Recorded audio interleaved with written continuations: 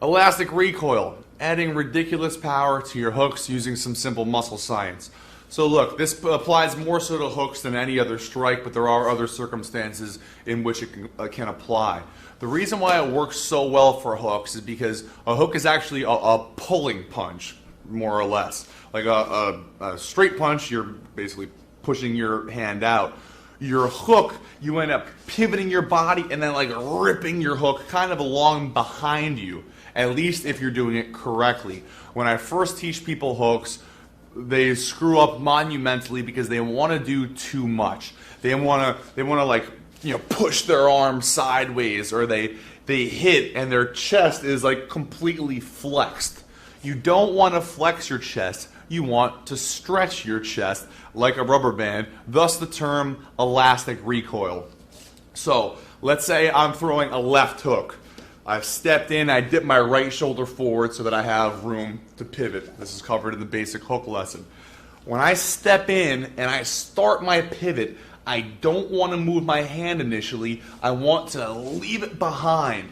Now in that moment, right there, my chest has stretched to a ridiculous degree, not unlike a big, huge, thick rubber band that builds up a ton of elastic energy which is going to snap into place. Take a look at this big old fat rubber band that I have right here. When I build up potential energy by yanking on this thing, it yanks my hands right back down.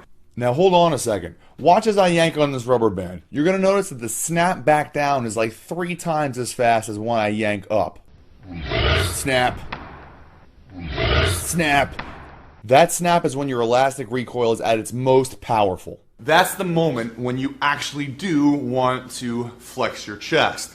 So I build up the potential energy, I build up my twist, I get the stretch. As soon as that thing can't stretch anymore and then it's snapping back into place, that's when I'll make the looping portion of my punch.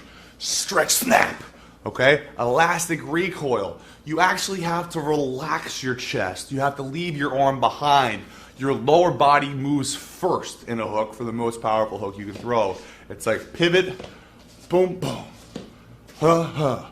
You can build a ton of power just by pivoting your body, letting your chest stretch, and doing little stuff like this. Then you do it in a heavy bag. 1, 2, 1, 2. Now it doesn't look like that when you're actually throwing the punch. It seems as though it's all happening in one specific movement, but it's really not. And if you're not feeling a stretch in your chest, you are cannibalizing your own hook power while also using more energy than you have to. You're flexing, you're spending energy to eliminate your power. It doesn't make any sense. So elastic recoil will teach you that. Now there's drills that you can do, like for example, if I was to tie this rubber band to a post and hold it right here so that it's stretching, and then the rubber band holds me back, I build the stretching force and the dynamic force in my chest, so on and so forth. You can also put your hand on a wall and do the same thing. In fact, I'll put in a clip from that right now. This is going to be a good anchor for my fist. So I'm going to put my hand on the side of this pad.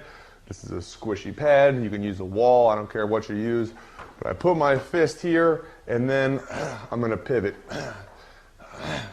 Okay, so now you get the idea of basically how to train this, how to get used to your muscle stretching, and you always want to think about your point of impact on your hook.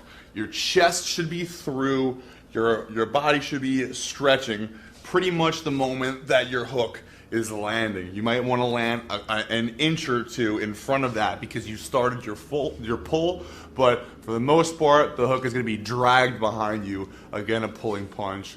I hope you enjoyed this lesson on elastic recoil. There's other science type lessons up in here, like maximum fiber recruitment, which I apply to the cross. In the meantime, check out more lessons and have fun knocking people out in one single punch.